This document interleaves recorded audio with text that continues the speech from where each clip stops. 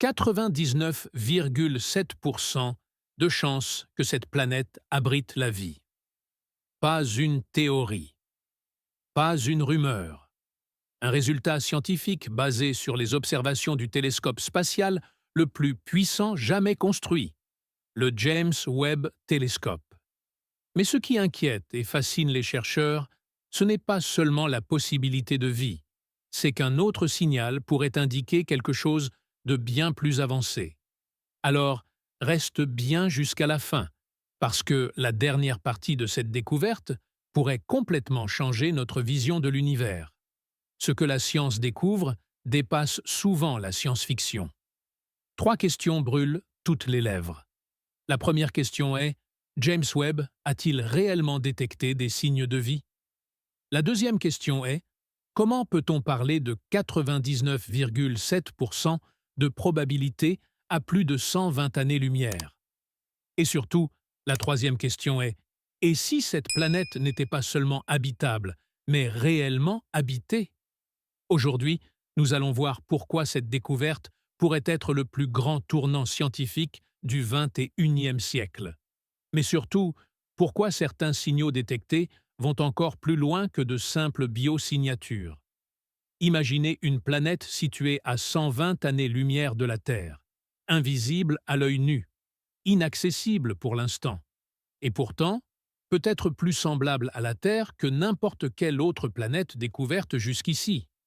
Quand le télescope James Webb commence à observer cette étoile, les scientifiques ne s'attendent pas à une révolution, car James Webb ne voit pas directement les planètes. Il analyse la lumière de l'étoile lorsque celle-ci traverse l'atmosphère de la planète.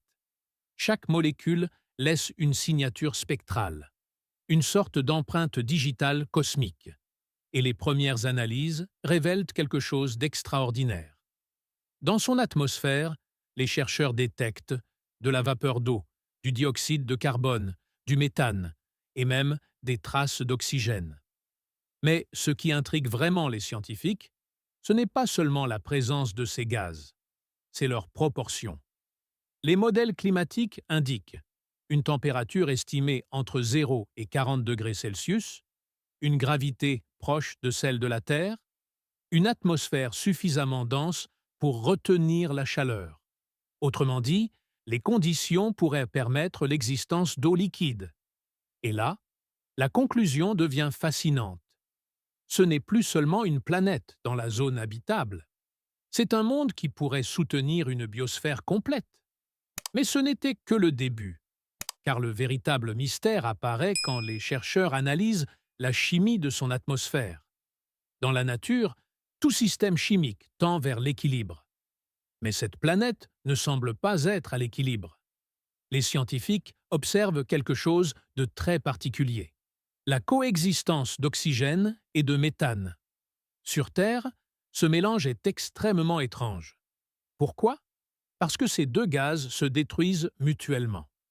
Sans une source qui les renouvelle constamment, ils disparaissent rapidement. Donc, les chercheurs testent toutes les explications possibles.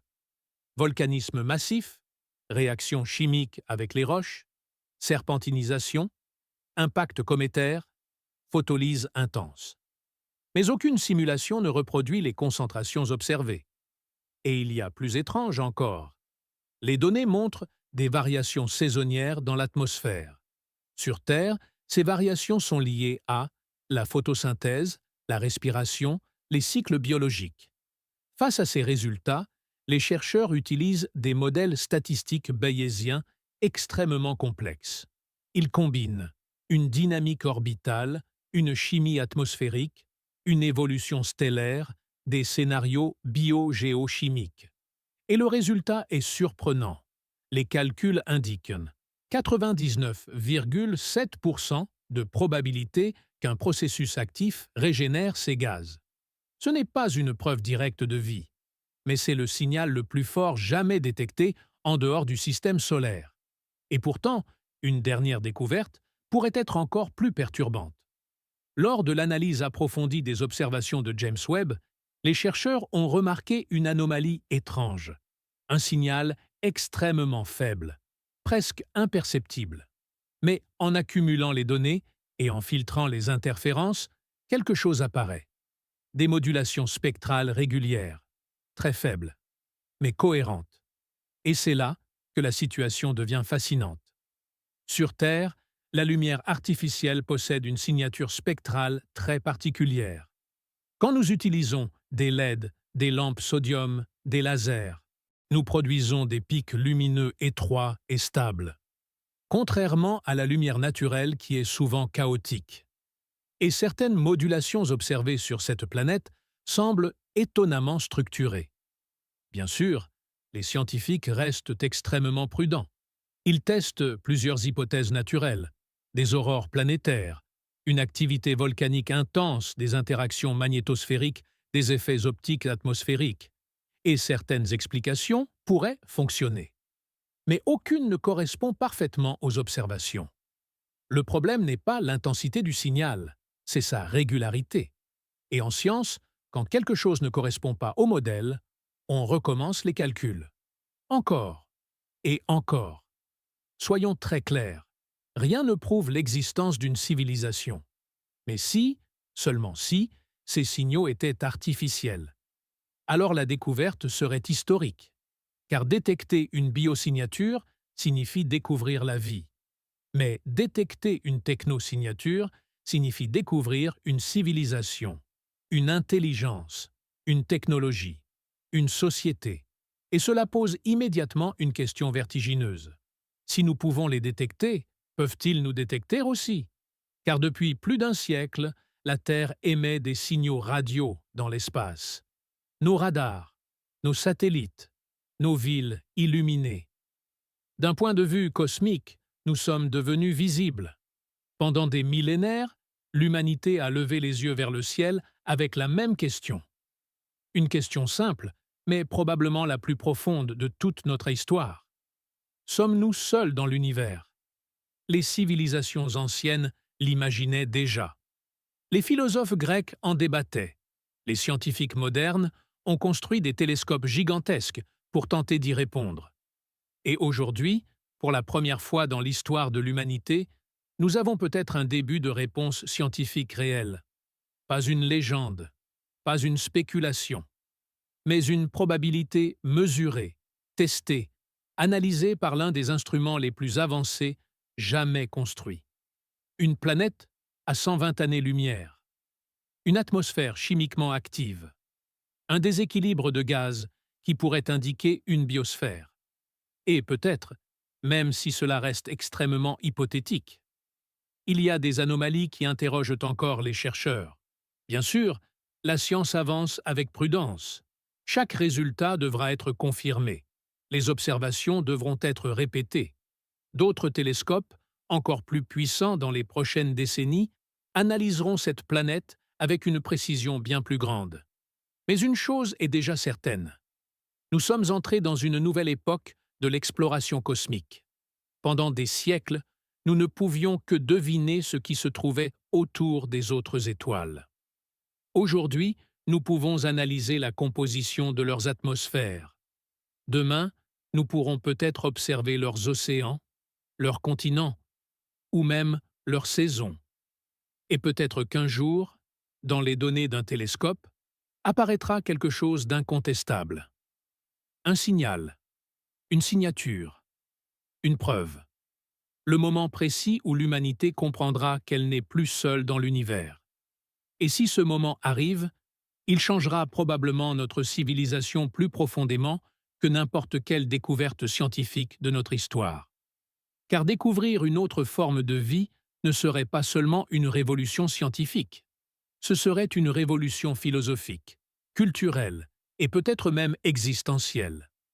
Depuis des milliers d'années, l'humanité se regarde comme une exception. Une planète vivante dans un univers immense et silencieux. Nous avons construit des civilisations, écrit des histoires, exploré notre monde tout en nous demandant, génération après génération, si quelque chose, quelque part, existait au-delà de notre ciel. Pendant longtemps, cette question appartenait surtout aux philosophes et aux rêveurs. Mais aujourd'hui, elle est devenue une question scientifique. Des télescopes scrutent des milliers d'étoiles. Des instruments analysent la composition d'atmosphères situées à des dizaines, parfois des centaines d'années-lumière. Et pour la première fois dans notre histoire, nous commençons réellement à détecter des indices. Pas encore des preuves, mais des signes. Des atmosphères complexes, des planètes tempérées, des chimies qui, sur Terre, seraient associées à la vie. Peut-être que l'univers n'est pas aussi silencieux que nous l'imaginions. Peut-être qu'il est simplement immense, et que les réponses se cachent dans les milliards de mondes qui orbitent autour d'autres étoiles. Car si la vie a émergé ici, sur une petite planète bleue autour d'une étoile ordinaire, alors il est possible qu'elle ait émergé ailleurs, encore et encore, sur d'autres mondes, dans d'autres océans, sous d'autres ciels. Et peut-être que, quelque part, à 120 années-lumière, sur cette planète observée par le télescope James Webb, une autre forme de vie existe déjà. Peut-être simple, peut-être microscopique, ou peut-être bien plus complexe. Et imaginons un instant une autre possibilité, qu'une civilisation existe là-bas, qu'elle ait elle aussi traversé des milliers d'années d'histoire, qu'elle ait découvert la science, qu'elle ait levé les yeux vers les étoiles, et qu'elle se pose exactement la même question que nous. Sommes-nous seuls? Peut-être que, dans leurs observatoires, ils ont déjà repéré une étoile jaune lointaine. Peut-être qu'ils ont analysé la lumière d'une petite planète qui orbite autour d'elle. Une planète riche en oxygène. Une planète bleue. Notre planète. Et peut-être que, sans le savoir, deux civilisations séparées par 120 années-lumière se cherchent déjà dans l'immensité du cosmos, silencieusement, à travers la lumière qui voyage dans l'espace depuis des siècles. Pour l'instant, nous ne savons pas encore.